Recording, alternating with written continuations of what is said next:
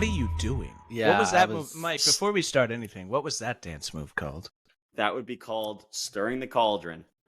Well, it's not good either way, so don't do it really again. wasn't good. To be Sounds honest like with it you, came I was from a Harry Potter middle school dance. If I'm honest, I was watching myself and I was like, that looks like shit. Like, Take a look in the mirror, buddy. yeah, I know I didn't shower today. But what I was doing before this, I actually went to the driving range with my brother, and like he actually taught me a decent trick for like hitting my driver. I hit 50% of the balls over 100 yards. I was so proud. Wow. Okay. Glad we're talking about golf on a football podcast. Football field. So okay, let's get into it. Football fields. Good for you. Back to welcome everybody to episode 21 of the Fantasy Fools podcast. 21. Today we hit 21. We did 20. We thought that was our podcast can drink. Hey, you know what? I didn't think of that, but you're right. We are now 21 episodes deep and ready to get into today's episode, where we're going to start off with Mike kicking us off with some news in the NFL, followed by continuing our divisional breakdown, and we're going to talk about the AFC North today. But anyway, Mike, why don't you kick us off with some NFL news? Sure. Here's some news. I drove the ball over 100 yards consistently, so that is a football field, boys. I don't know if you guys knew that. That's not news that our two fans care about, Michael. It is a fantasy-relevant stat because that's what we are looking for. We are looking for guys who can rush our 100 fans, yards, a.k.a. right? Dan and our wives, girlfriends. Hey, my brother also apparently listens too. Oh. I should say he plays. I don't know if he's actually listening, but hopefully he shoots us out. But can we talk about news in the NFL? If you didn't cut me off, I would be talking about it. Is that what we're here to do? But let's see. Whoa. Let's go number one, all right? Sterling Shepard, longtime Giant, right? Well, guess what? He signed with the Bucks. So good for him and best of luck. But that one kind of breaks my heart. I'm not going to. As a Giants fan, I just want to. That one breaks my heart a little bit. I know John Mara has said that Sterling Shepard is someone they want to bring and be part of the organization after he's done playing. But I also kind of would have liked him to be there for a year to mentor Malik Neighbors. That's fair. I mean, he would have been an old school veteran for him to learn from, but not unfortunately, skill-wise, it just just didn't work a vet, how to handle yourself in the locker room, how to become a leader. Those guys are important. He's been a captain for like 5-6 years for the Giants, so those guys are important. But how do you feel about this one as a Giants fan? The Walrus is retired. All right, not happy about it. Not happy. Yeah. I felt like there was a lot of potential, and I don't know. He's really letting us down. He talked a big game when he came to New York, and definitely did not deliver. Yeah, and for all those Darren Waller fantasy coaches out there with him on your roster, this really does suck, especially for like Dynasty. I know I drafted him in Dynasty thinking, you know what, he's not an old guy. You know, he's been playing really good. Just go off surgery. He's healthy. Let's draft him as my starting tight end. And not only he screwed us. He's 3 years younger than Travis Kelce, to put it into perspective.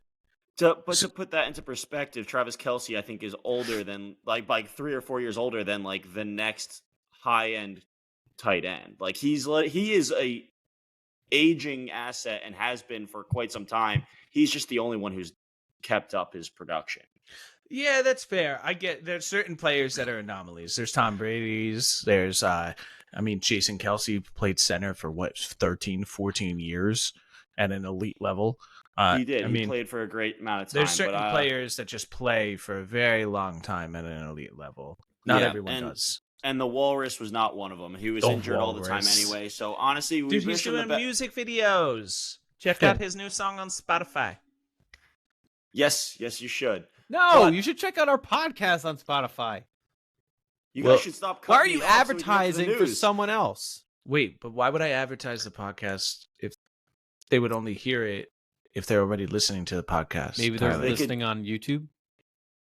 YouTube. They could be listening with other friends and advertising for other friends. Moving on, we have also Trevor Lawrence getting his big payday.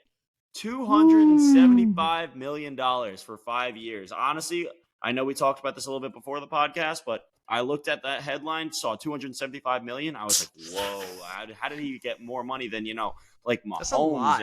I'm sorry, not Mahomes, but he got more money than Burrow, I think even much, and like Hurts, like some of these guys who we knew were going to be high payouts. Herbert, but he did Burrow, end up. they're all around 55 right now. He did get the extra year, so that actually made it a little bit easier to swallow for Trevor Lawrence, who I'm sure Jordan would love to mention has statistically pretty similar stats to Daniel Jones, which is just intriguing when it comes down to fantasy. But we're going to go into our last bit of news here. Amari Cooper and Aaron Rodgers are missing from OTAs so far in the season. It's still early. Don't read too much into this, but Jordan, I know you have something to talk about on this subject. No, I just think the New York Jets as a franchise and how they're running everything right now is a little interesting. I know it's off season, it's boring. Everyone's looking a little too deep into things and overthinking.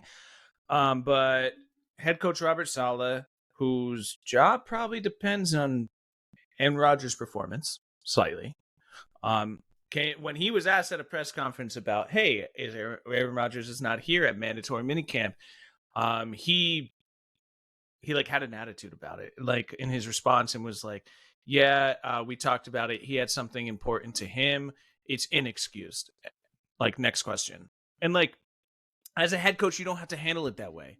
You can keep that comment in-house. Yes, I talked to him. I was aware he was going to miss. He had something important to him. Like, you didn't have to throw it. Like, he like threw in a little comment that's just like, it felt weird. And so I don't know if anything will come of this, but it does seem like there's a little tension between Rodgers and the head coach right now. And yeah, we'll see. We'll see. Now, Saleh's job kind of depends on him, though. Now, I want to go back a little bit, and we don't have to spend too much time on this because I know we've got a lot to talk about the AFC North. But when do you think the next like QB recession is going to be? Do you think these QBs are going to continue to keep getting these giant deals, or do you think, in my opinion, I think the QB playing field has really evened out, where there's really only 3-4 guys as standalone quarterbacks worth top dollar versus everyone else? Like Trevor Lawrence, don't get me wrong, I don't think he deserves this contract. I don't think he's a $275 million quarterback. I didn't think a lot of these guys getting these deals last year. Daniel Jones, what? Okay. But do you think that value is going to start coming down now that there's a very, very average floor? I think that's going to be, everyone's going to shoot for that. It's interesting, but I think until Stroud gets a new contract, everyone's going to shoot for that 55.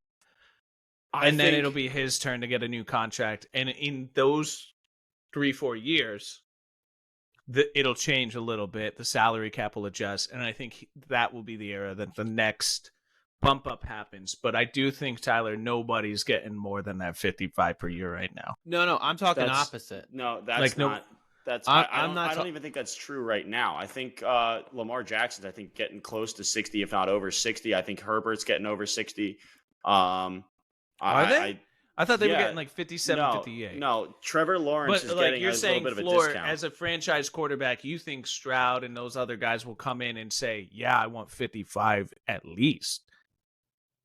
Is that what you're saying, Ty? No, so sorry, I must have phrased it really bad. I mean, when are teams going to stop paying quarterbacks? That's kind of the question I'm asking. I don't know if they will.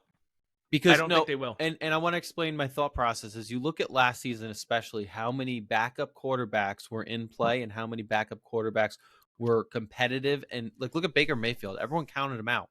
And he made it to the playoffs, into the quarterfinals, I want to say. But like, and he's not a high paid quarterback. Would you rather have him paying him a couple million a year, or pay Trevor Lawrence 55 a year? That's the sorry. Who was the first person? Baker or Trevor Lawrence? Like 1 million a year or 55? And what is the quality difference you're really getting? I actually want to go back on my statement before. I will get back to you, Tyler, because I actually think it already happened. I think it honestly is already happening. I think the QB contracts are going to have to start pulling back, and I think it's going to have to start pulling back pretty much at the immediate level. I mean, this $55 million is too big of a salary cap, and you're noticing it's too big of a salary cap hit, and you're noticing it already. Like, these guys are making it. They're winning games, sure, but like, who's actually winning the Super Bowl. Like, you're getting guys like Pat Mahomes, who, yes, next level talent. But now if you look at it on a per year basis, Pat Mahomes is not even close to the top. He's like down at like the Number like 8th, 9th, 10th guy. He's at the down at the 8th, 9th, 10th highest paid QB. And he's locked in that number for years to come. Like, they can't keep affording people. Like, Kyler Murray's making more on a per year basis than him. Yeah. Yep. So, Mike, that's a good point. It could be coming really soon. Now, here's where it gets interesting, Tyler, because unfortunately the NFL's a business. It becomes a matter of is your main concern winning or is your main concern selling tickets? Because, for example, if you sign Trevor Lawrence to that huge contract, you can display this public image of we got our franchise guy, create so much excitement about it. But if you go with the Baker Mayfield choice, he doesn't create as much excitement, probably doesn't sell as much tickets. You got to win. But I'll say this. If they're saving that amount of money, look where you're able to use that money elsewhere. And that's where I'm wondering. I'm a big fan of that. Don't get me wrong. Gardner Minshew I love him because he's a fun quarterback to watch, but he actually won games with the Colts. Not saying he's a Super Bowl quarterback, but he won games and he was basically free. They got him for free. Now, if they use all the money that they have left over because they're paying him so little and stack their defense, stack their lineup, stack their running back, you're right. You have a better shot of winning a Super Bowl than one person getting paid $55 million. And so I'm wondering when they start allocating and saying, you know what? Why are we going to pay this QB $50 million a year when I can get, an average quarterback? What was the Browns quarterback? Deshaun. No, the backup who just Deshaun Watson this past Jacoby year was Brissett or Joe Flacco. Joe Flacco got him to the playoffs, the divisional round. You're forgetting who actually made it to the Super Bowl against Pat Mahomes. Right. Brock So Purdy. let me ask you this, Tyler. As a Lions fan, are you upset with Jared Goff's new contract?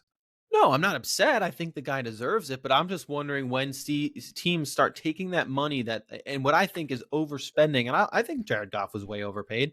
But when are they going to take that money and start spending it on the other positions?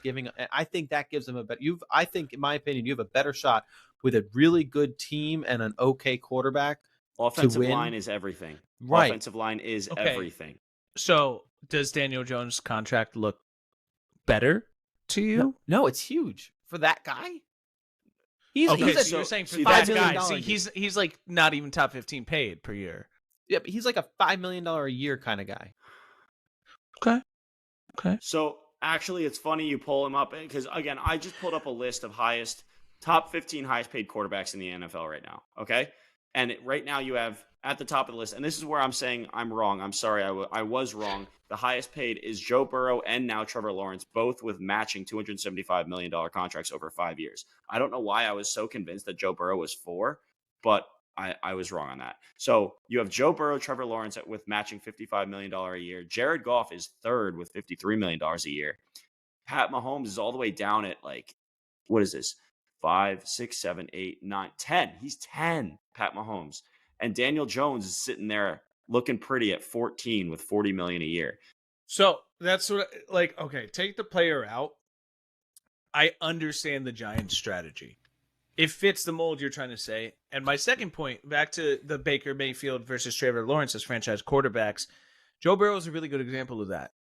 Let's be honest. Joe Burrow has been in the league 4 years. He's been hurt 50% of that, 2 of those years. Yes, he made the Super Bowl one of those years that he played, but he was number 4 in fantasy. He was number 8 the other year. I looked it up before this, but okay.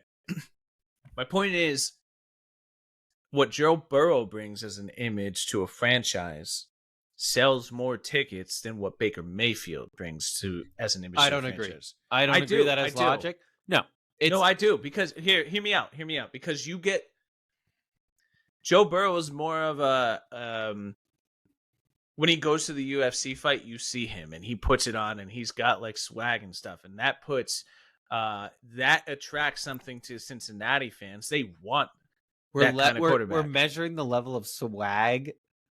No, but there's a difference between having a quarterback that has a presence in society versus a quarterback who just no. And I Yes, disagree. I Brock do. Purdy. That guy, Joe Stupid Burrow, sells more cutlets. tickets than Baker Mayfield. Cutlets. Look at how Cutlets exploded. Joe Tony, Burrow's public whatever his image name. sells more tickets than Baker Mayfield's public image. I agree to not agree at all. No, I actually agree with both of you because I think both of you are saying similar things, even though you're saying opposite. I understand that how that sounds, but Tyler, what you're saying is that what sells more? What sells more? Winning Wins. games or a player, right? That's what your argument is. And winning games by far sells more tickets than an individual player. But you would hope. Jordan, let me talk. But you are right as well because Joe Burrow will sell more tickets than Baker Mayfield. As a whole, if you take one person versus the other, Joe Burrow has victory. He has victory alongside him, right? Yes, he's been hurt, and a lot of that is due to the fact that his offensive line has not been awful, but has not been great. That's where Tyler's point that's comes all in. I mean is that before any games happen, like Joe Burrow sells more tickets than Baker Mayfield. There's a certain. I just don't think money and signing someone to a $55 million a year contract gives you that wow factor. I think there's way more factors from that swag perspective than just a big deal. But I mean, I get your point. No, I don't agree. I'm not saying it's a big deal. I'm just saying that like maybe that's one of the things that owners think about when they want to give this amount of money to players. Well, then they're dumb. They're thinking, okay, you got to think. It's a business. They're thinking about return on investment. You make a lot more winning a Super Bowl. Okay, for example, Kirk Cousins seems like the most boring public image guy. Yeah, I could grab a beer with him, but I'm not going to a party with him. I would. He seems like a boring dude. Well, you obviously haven't seen him in his chains. He is anyway. He is quite the family man, but he is also making a matching number to Pat Mahomes. So who would you rather have? Pat Mahomes. Easy. Exactly. Also, the fact that he's the 10th highest paid quarterback makes sense because that he's winning so much. Anyway, let's get to AFC I think North. the NFL is missing on an opportunity. But anyway, now we spent a lot of time talking about quarterbacks are overpaid. And yeah, we all agree. Yeah. Jared Goff should have taken a pay cut and gotten the players he wanted in free agency. I'll say. Yeah, keep talking about the same subject. Instead, we're going to talk about the AFC North. Yeah. Where we're going to talk about the Baltimore Ravens, Cincinnati Bengals, Cleveland Browns, and the Pittsburgh Steelers. Starting off with the Baltimore Ravens. Some big names staying. We have Lamar Jackson, obviously. We've got Zay Flowers, who just got signed as a rookie. Mark Andrews getting older. Keaton Mitchell and Isaiah Likely.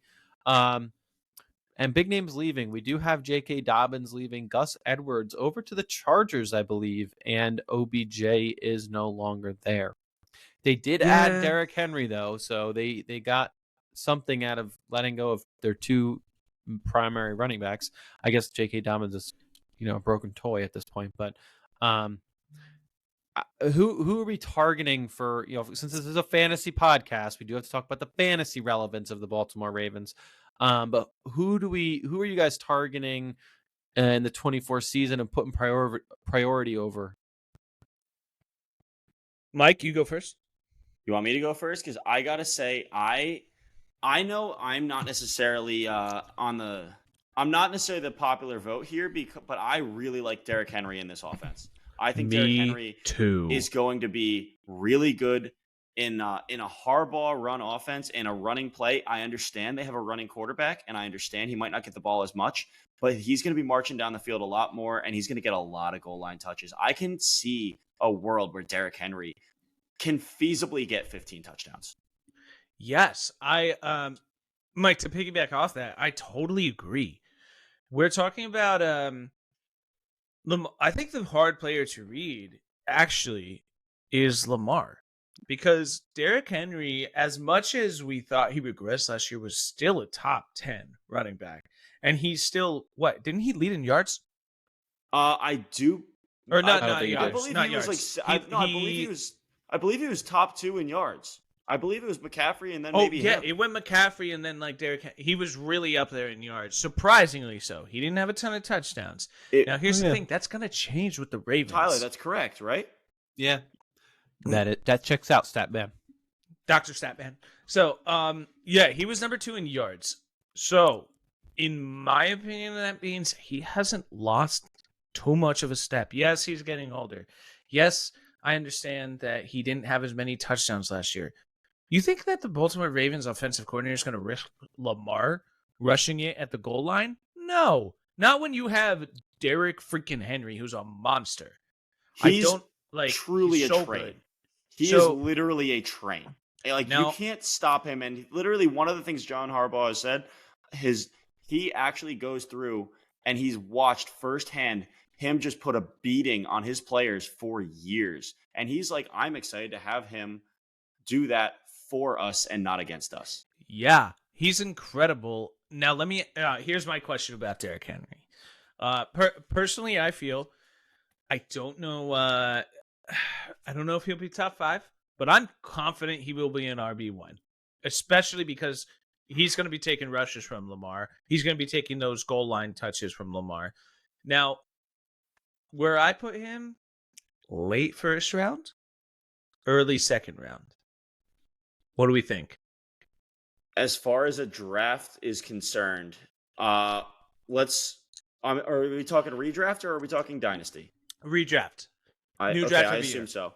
I still think he's like going 4th, to 5th fall. round in a dynasty. I still think he's going to fall into the second round, but I think there is value in a Derrick Henry. You could argue he's early second round. There is an argument that he goes in the first round. There really is. I just think not in the first 6 picks, in my opinion. Not in the first 6. No, Tyler, I really I'm with Mike on this one. I think Derrick Henry has a lot of upside, and if you are good at draft strategy, you will know that you will have to draft your RB2 sooner than necessarily your wide receiver 2 or your quarterback or your tight end, because you need to pad that position. But dude, Derrick Henry's going to cook. I'm on the other train of thought. I think Derrick Henry could be a good pick, but I don't think I would take him in the 3rd round. I maybe the 4th. 3rd? Yeah, because look, who would you rather have? Rashad White or Derrick Henry? Would you rather have Joe Mixon? Derrick Henry. See, I wouldn't. I'd Derrick rather Henry. have Rashad White. Joe Mixon? Yeah, I would rather Derrick have him. fucking Henry. Derrick Henry, Well, absolutely. Right. We'll see. And that's fair. Like, honestly, that maybe we're overvaluing him when I thought we were undervaluing him. But like, I don't think he should be worth or taken in the first round. He should not be. And unless you're in a 16-team league, then it's like fringe maybe. But I do see him being a value pick in the second because he's going to have the consistency. He's going to get the touchdowns, and he's going to. My biggest fear with him was yardage and usage. But his biggest threat is either Lamar Jackson, who last year they showed they didn't want him running quite as much because they just signed him to a big deal. And the other guy who I was really worried about was the guy marching down the field in Keaton Mitchell, because he showed a lot of burst. But he tore his ACL, like he tore up his leg at the end of the year. So he's not going to be ready for half the season. I mean, all right. Well, you guys get Derrick Henry. I'll pass. Anyway, we're targeting Mark Andrews. I think we can all agree being a top 5 tight end, top 3 tight end. Are we concerned about it? Okay, I don't remember what his injury is. Full transparency. Are we concerned about it at all? He also, I think, had an ACL. And yeah, I'm not as concerning as it was 10 to 20 years ago. Am I wrong to say that? I think you're right. I'd still draft him. I don't think, again, we talked about tight ends and drafting them super early, and I don't think he's a guy I'm going to take in the first 3 rounds, but definitely going to go for him. Can we agree he's top 10? Yeah. Where do you put him in your top 10? Tight ends? I can think of. Oh, yeah. He's like 3. I can think of at least 3 that I'd pick before him. Yeah. Sam Laporta, Travis Kelce. I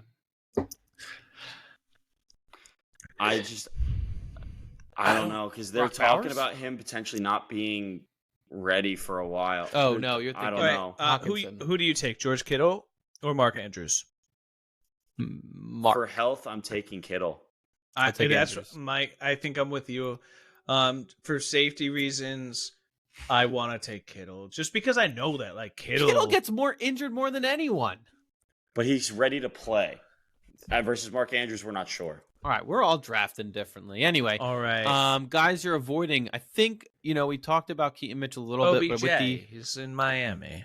with the yeah, I Zay Flowers. I don't know why. I don't know. Where do you? You know me, guys. I don't like Lamar Jackson from a throwing perspective. I still don't view Zay Flowers very highly. But there's that, and then also Isaiah Likely could be a potential sleeper if Mark Andrews turns out not recovering the way he wanted. So I do want to just point out here, Isaiah Likely filled in when Mark Andrews went down last year. Isaiah Likely was like a top 10 guy those weeks. I really think Isaiah Likely is actually a very good value. And I know for me in one of my leagues in Dynasty, I'm not afraid of trading away Mark Andrews right now when it might be a year too early and he might still be a top 5 guy this year. I'm not afraid to trade him away because I think Isaiah Likely is going to be coming in the picture soon. So I think that if you're in a Dynasty league, you want to have Mark Andrews have a good first 2 to 3 weeks and trade the shit out of him.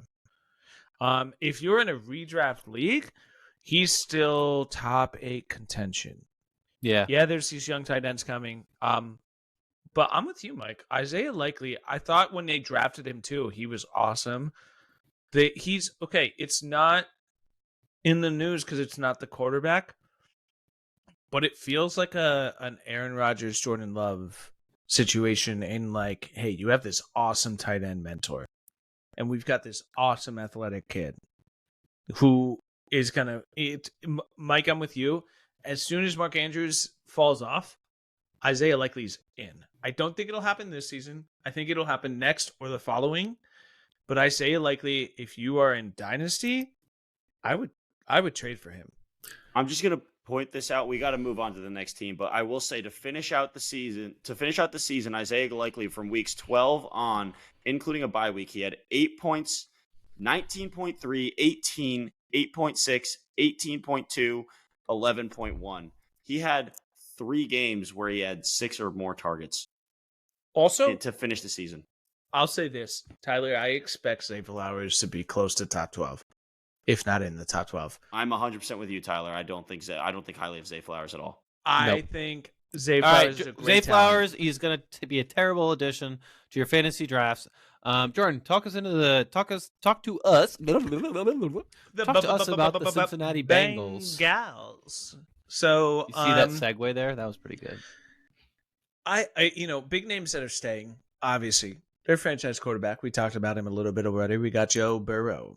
T. Higgins, the rumor is he signed his franchise tag yesterday or the day before.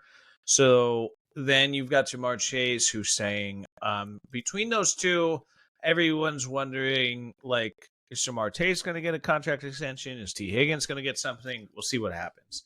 Now, well, that was news that we missed, by the way. Yeah, I think Jamar Chase is getting to the point where he's like, well, Justin Jefferson's getting paid and CeeDee Lamb's getting paid. Maybe I want some money. And so, it's around the corner. And I think they're realizing that they can't afford to keep both, especially when you have other teams that would trade for T. Higgins. But that's neither here nor there. He's going to be with the Bengals this season. Big names leaving. Tyler mentioned him before. As someone he would bring up over Derek motherfucking Henry. Joe Mixon, he's going to the Texans. Podcast. And then we have Zach Moss, who's a key addition. Jermaine Burton, a rookie 3rd round pick. But Zach Moss is the big addition here that we really want to focus on. Out of the people that have been named, I can't imagine there's other people that are really on the fantasy radar, at least not for the first 5 rounds. Tyler, how are we feeling? Who are you taking? I got you, didn't I? You guys thought I was muted. I did not think you were muted. Oh, damn it. Not even a little. So last episode, when we were doing our mock draft, we talked a lot about Zach Moss, and I believe if I remember right, I drafted him pretty highly. So I would say Zach Moss is definitely on my radar. He can be a potential sleeper, and I do believe he's going to, be a really high running back presence in this offense. So I'm going to go with him. and I say this, and we've talked about it, I never know what to think of T. Higgins. And Jordan, you talked about him. I've never been a fan, and I don't think I'm drafting him. I think I'm avoiding him. Really? He's an avoid for you. Yeah, I can't do T. Higgins. Never Interesting will, take. never can. I don't know if that's a popular take. Mike, give us your thoughts. All right, so I love the Bengals as an offense. I think T. Higgins this year will be fine, but I do think he is going to be gone after this year because of the drafting of Jermaine Burton. Jermaine Burton was actually a very good prospect, and I think he actually has a lot of talent, and I think he's going to pretty much seamlessly go into that role that T. Higgins plays, and that's why they're going to be able to pay Jamar Chase. Now, guys who I'm targeting, I mean, I actually kind of agree. I love Burrow personally. I love Chase, obviously, because he's like a number one guy. The guy I love who you might get at a value is Zach Moss. We've already talked about that, but I do agree with Tyler. Higgins is probably going to be on his way out. That's my opinion. Yep, that's my opinion. Where did That's a Vine reference. Where did Zach Moss land last year, though? Like he did very, very well for the Colts. Zach Moss, you can't look at him as a whole over the season. You have to look at what he did during the weeks that Jonathan Taylor was out. Oh, you're right. The first 4 or 5 weeks that when he was the lead guy and it was not Jonathan Taylor, he was like the RB3 or 5 or something like that. He was very good. Now playing one game great and doing a whole season great is two different things. Now, where do you guys put Jamar Chase? As far as drafted, is he first round? Okay, is he in your top 3 wide receivers? Yeah. CeeDee Lamb, Jamar Chase, Tyreek Hill. Boom. Interesting. You don't have Justin Jefferson in there. Nope. No, I agree with Tyler on that too, because we're talking fantasy, not quality wide receiver NFL wise. Mm-hmm. If we were talking NFL wise, I think Justin Jefferson is absolutely in the top 3. Fantasy this season, I think Tyler's right. You don't touch that quarterback situation. Tyreek Hill, better quarterback situation. Jamar Chase, better quarterback situation. CeeDee Lamb, better quarterback situation. It has nothing to do with J.J. McCarthy. It has to do with the fact that he's a rookie and has to go through growing pains. Agreed, but what I like about Justin Jefferson is that he's not competing with anybody. That's also Jordan Addison and T.J. Hawkinson. Yeah, Jordan Addison is not. Jordan Addison is absolutely not like I think Jordan Addison is not as talented as T. Higgins. The other thing I'd like to see, Tyler, is you brought up T. Higgins. You're not high on him. I'd really like to dive into seeing. T. Higgins seems to be. He's not as good as Brandon Ayuk. I think Brandon Ayuk is better. But like there's a few teams out there that have like their second wide receiver could be the number 1 receiver on teams. Yeah, I just don't like him. I don't trust him, especially after this past season, which I know you can't base your next draft based off the prior season, but I just don't trust him. I'm curious how statistically do fantasy wide receivers do? How does the second wide receiver do on teams that have a top 10 or a top 5 guy? Because T. Higgins seems to feed. Like he seems to cook. T. Higgins he's a good wide receiver. He has a good talent. Now I gotta say, on talent, as far as terms of talent, how do you like T. Higgins compared to Amari Cooper? Ooh, Amari Cooper. I would go Cooper. You'd go Cooper? I think so. You have to. I just think you have to hand it to Cooper. We've seen Cooper be the number 1. We have never seen T. Higgins be a number 1, but we have seen Cooper not only be a number 1, but she's successful at being the number 1. That's true. Well, I mean, I personally like Higgins. I guess it also could be an age thing, but Higgins being the younger player, and I think he kind of has good talent. But I will say Amari Cooper is on our next team. Our next team, we're going to roll into the Cleveland Browns. So big names staying for the Cleveland Browns. We got Deshaun Watson, Amari Cooper, as already aforementioned. We got David Njoku, who I think is a low-key sleeper for the tight end position. Jerome Ford and Nick Chubb. Those are our big names that are sticking around. We really don't have that many big names leaving, but they do have some key additions, which were very interesting. I mean, I thought this one made big headlines. Jerry Jeudy has come into the picture, along with Elijah Moore and Jameis Winston. guys, I'm gonna ask the direct question. Like, Tyler, what do you think about Nick Chubb? Where do you expect him this year? Well, we've talked about Nick Chubb before in a couple previous episodes, and I still target Nick Chubb on my end. I mean, I think, for me, he's an RB.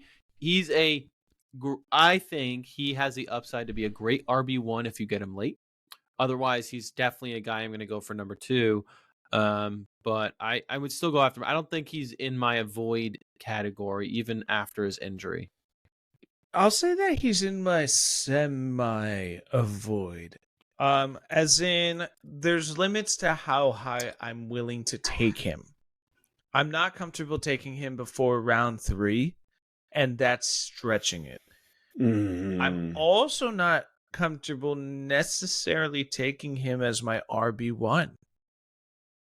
I can assure you, I will not be having my shares of Nick Chubb almost anywhere, because where you guys are talking about drafting him, I am not touching him with a 10-foot No, but pole. you see my point. I'm not comfortable drafting him as RB1.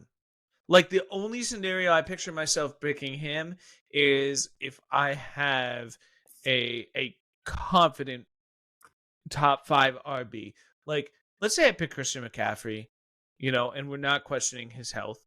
I'm comfortable picking Nick Chubb as my RB2. I'm more than comfortable picking Nick Chubb as my RB2 in that scenario. So are you going to say that you're going to choose Nick Chubb after that devastating injury over Rachaad White? Well, the thing is, if I picked Christian McCaffrey, in my scenario where I said I'm only picking him after a strong RB1, I'm probably not focusing on RB2 that early because I went RB1 so early. However, if you're asking me straight up, Nick Chubb versus Rachaad White, I have to go Rachaad White. Yeah, and it's not even fantasy football. Tyler, is a season I was long muted that time. Game. It is not a week to week thing. You don't have to win one match. You have to win the season.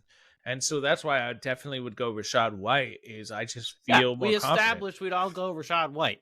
But what I'm saying is put it more comparable. Yeah. Would you like Najee Harris, Nick Chubb, James Conner, Nick Chubb? Where do you rank him among those? Do you think he's better or worse than James Conner? I would choose James Conner. I don't think I would. James Conner's been under the radar very consistently good. Like slightly above mediocre, but he's been under the radar consistently good. So you're going with him. James Conner. Yeah. I don't like it, but what about Rashad Ramondre Stevenson. Mostert. Nick Chubb. I would choose Mostert. I don't like players that blow up in like a week, every once in a while in a week. I don't know what I get with Mostert. That you can get 5 points, you can get 37. I don't know what I get with Mostert, is how I feel about him. Mostert was very consistent last year. Was he? Yeah. Yes, he was. When he was okay. You don't become you're not inconsistent and become the number 2 guy. Okay, that's fair. But there's been other times that it just feels like he blows up. The thing about Mostert is he's always had good talent. He's just always been injured, which is a problem, without a doubt. But the thing is, whenever he actually plays, he actually shows he has a lot of talent. That's my opinion. I think he's a great guy. I think the person you want to pick up, though, I think a guy you have to talk about when you talk about the Cleveland Browns is Jerome Ford. Because of the fact that we're all saying how good Nick Chubb might be if he's healthy. Guess who was healthy and good for the Cleveland Browns last year? Good. Yeah. Jerome Ford. You can say it. Mike, you're going to say Mike's comment because I don't know what Mike, that are you frozen or muted or what? No, I'm just trying to have us all not talk over each other. Good luck. You got silent and it worked. Go, Tyler. Good job, buddy. Mike, I'm going to agree with you, though. Jerome Ford, you're going to get him later on in your draft, maybe the 12th, 10th, 11th, 12th round. You stash him, right? Because everyone's going to think Nick Chubb's going to start, but you stash him because he can easily be a top 10 guy if Chubb goes down or if Chubb can't keep up. I think ADP, Jerome Ford is literally going in the 10th or 11th round. Yeah. So you're talking of the value that's there is insane. Yeah.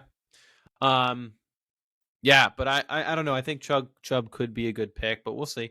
Who else? I know we talked about Amari Cooper. I think we're all going to go for him. I mean, I'm aligned with you, Mike. I think David Njoku is definitely a tight end. I think he's in that tight end category that we talk about, where it's like that. If you're not top 3, then it's kind of like whatever. I think he does fit in that category, but I definitely view him on the higher end of those kind of streamlined, 12, I would say even maybe 10 through 4, 10 through 5. I don't know where. See, I can't wait to be done with my rankings because I feel like Njoku, I could see him easily being in that exact range that you're talking about, but I could easily see him being in every single spot of exactly where you talked about. Number Right. 10, which is kind of like you're not even really sure you're starting him, but number 5 is like, he's got to be locked in. Like, I just don't know where he's going to fall. But I don't think there's much of a discrepancy between number 10 and number 5 where the tight ends are now in the league. Agreed. I think it's a very blurred line. But yeah, I think it's a blurred line for tight ends after you're like maybe the top, what would you say, 4 after you get Sam Laporta, Travis Kelce, Sam Mark Laporta, Andrews. Mark Andrews, TJ Hawkinson. Njoku feels like a dime a dozen to me. I'll say it. Yeah. But I'm still not high high on where him. everyone is. And like he has gotten better in his later years than he was in his early years, and like that comes. And granted, there are some tight ends who get better in the second half of their career, and I get that. He's not a difference maker to me in fantasy. I disagree. I think out of the 5 through 10 tight ends, I think he's definitely one that, like, if it becomes between him and I don't know who's another tight end that's like I don't know, Brock Bowers or I don't know who's another Dallas Goedert, Dalton Schultz. Right, Dalton Schultz, Jake Ferguson. I would probably Njoku. I'd probably prefer over them. Pat Fryer, but I'm whatever not you gonna. say. I'm not gonna really attack him, and if there's a better player on the board, I'm gonna take them. Right. I'm not attacking the tight end position when he's the top guy on the board. I think I agree with you there, Tyler. I think what we've been saying this entire podcast, the entire summer, is just don't attack tight ends too early this season. Yeah. Like everyone has basically taken, like Travis Kelce. Do you remember last year? Unless you're taking the top 3. I'm talking, please. He was literally the number 5 guy, right? Like Travis Kelce was like the number 5 pick last year. And now all of a sudden you have all these guys who are basically going pretty close together. So I just think that is what I'm saying. Agreed. Anyway, I think that's all we wanted to talk about with the Browns. Let's finish off with the Pittsburgh Steelers. Some interesting names there. They do have Najee Harris and Jalen Warren both staying on their rosters this season. Deontay Johnson is leaving. Goodbye, Deontay Johnson. It's been nice knowing you. Where did he go? Panthers, I think. Yeah, I think he went to the Panthers. Oh, they're the new Browns. Does anyone else feel that way? Yeah. I mean, they're awful. But, yeah, he's with the Panthers. People that they added, I think this is where the list gets interesting. They added Russell Wilson. They added Justin Fields. They added Von Jefferson. And they did add Cordell Patterson.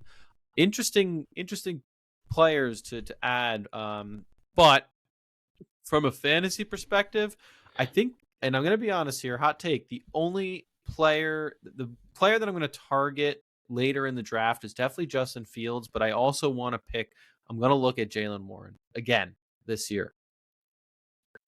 I think I agree with both of those. In fact, I don't. I actually feel very confident saying I agree with both of those because you're going to get them so late in the draft. And Justin Fields, everyone knows what he can do with his legs. If all of a sudden he has this year to figure it out when he's competing with Russell Wilson, under Mike Tomlin, by the way, I think I actually believe in more on Mike Tomlin than anything else.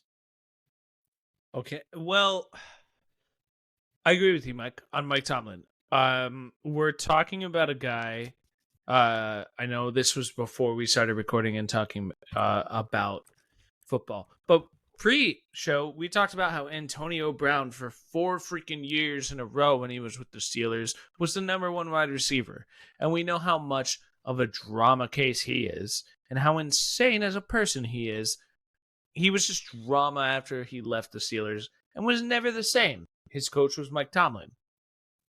part of what we hear from, Russell Wilson and like everything going on, and like what we've heard throughout the league is that Mike Tomlin is a very good players coach, and he knows how to get the best out of his players and get them to contribute to the team. So I'm definitely a fan of the Steelers players here. I'm not so high on Najee Harris, but I'm with you guys. I think that Jaylen Warren could be a sleeper just because he's such a strong handcuff. Dude, if Najee Harris gets hurt, Jaylen Warren is going to bump up big time. Secondly, we have not talked about this side of the ball at all. Jordan, I'm going to put a stopwatch on you just to anyway, show you how long you go on these monologues. All right. Their defense is going to be patiently awesome. waiting.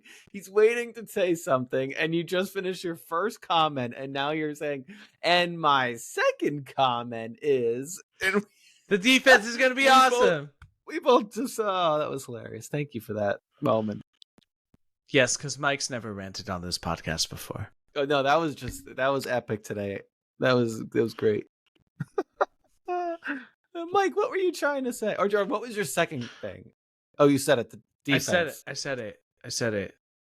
I think and now Mike, because new rules have been introduced. I'm done talking, and now you can go.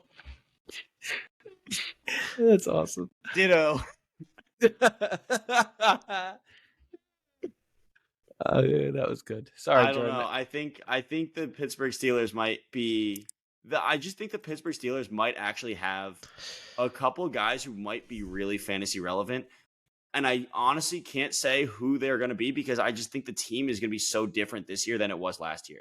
But Mike Tomlin, I do believe in. And like you said, Jordan, they have a tendency to really show some good class with wide receivers. So we'll see what happens. That was like 10 to 15 seconds. What are you talking about? Jordan was thinking it too, so I had to tap my watch because I knew that was going through his head. He's looking at the clock going, all right, Mike, I was not. I was not. I was surprised more that he listened to anything because it looked like he did not give a fuck when I was talking. We all had our turn, and I sat silently and listened. Thank you very much, you assholes. Episode 21. Yeah. But yes. I don't know. I think we're done. We are definitely done. No, wait, I have one last question. Of course he does. Of course I do. I've been holding on to this question since the beginning of AFC North. Out of every running back in this division, Mike, who do you take? Who do you think will be the best running back in this division? Fantasy-wise. Not NFL-wise. Fantasy-wise. My answer is easy, but I actually think it's closer than you think. My number one is still Derrick Henry, but my number two is actually a closer than I expected Zach Moss. Tyler? I think Moss a little bit higher, but I think Mike's right. I have to agree, Henry Moss, but maybe by less than 5 points. I agree with both of you. 5 points over a season? Really? No, I think it's going to be really close. I think Zach Moss at the end of the season is going to be. We're going to look at Derrick Henry as Derrick Henry because he's Derrick fucking Henry, and then we're going to look at Zach Moss at the end of the season and we're going to go, oh, he did better than I realized. I think if they both have healthy seasons, it's going to be a small margin. I do think that we can all agree the Steelers are the last running back of this class we're picking. Most likely. I'd say most likely. Here's a new question. Quarterbacks. Which quarterback do you think is going to be... Who's the best quarterback of this division fantasy-wise? For fantasy, that's an interesting one. I am going to still stick with Lamar Jackson, even though I love Joe Burrow in this scenario. I'm going to stick with Lamar Jackson. I think you're right. Tyler? I'm going to go with Joe Burrow, but... Going Russell Wilson. I couldn't even finish his name. I will say I am excited to see what Justin Fields is going to do if he takes the number one spot. Because if he takes the number one spot really early in the season, and I know this is a hot take, I could see him being competitive with Burrow and Jackson and possibly overtaking them because of his legs. Ooh, overtaking them. That I'm all in. I really am. I'm all in on a late round pick with Fields, but I just don't think he's going to be up there with those two. Actually, Tyler, that's a hot take. I want to see him stick it to the Bears. You made the wrong choice. So, all right, what game does Justin Fields need to take over by for you to feel happy you drafted him, even if he's like your QB3 in like round 16? Well, even if you get him off waiver wires. I'm talking like if he gets in that last half of the season, then I think if you compare the last half of the season with each of them, I think he's going to be competitive, but I also think he could overtake him. That's kind of where I'm looking at it. When he starts, that's when I'm going to say he has a potential to be competitive or beat him. Tyler, you brought up an interesting point earlier that I think is quite relevant to this. 12 starting quarterbacks? A record-breaking amount of starting quarterbacks got hurt last season. There's nothing to say that, like, I mean, that's going to affect us all fantasy-wise. And yeah, Justin Fields might be a sleeper. You're right. If he starts the second half of the season, he's a sleeper. Yep. You're right. He's got the best. Oh, okay. He's got better legs than Joe Burrow. He does not have better legs than Lamar. I would put them at the same. I put them par. I think they're even. Close. Even. I think they're close. I do think Lamar is a little bit better in general with the legs, but I think that honestly, they're close. They're in the same category when it comes to running, when the rushing game. However, Lamar Jackson's just that much better of a thrower on a better team. I think Fields has got youth behind him. The power of youth. Also, I think I would ask this question, but can we agree that tight end and wide receiver is pretty obvious out of this division who we'd pick number one? Yep. Mark Andrews and Jamar Chase.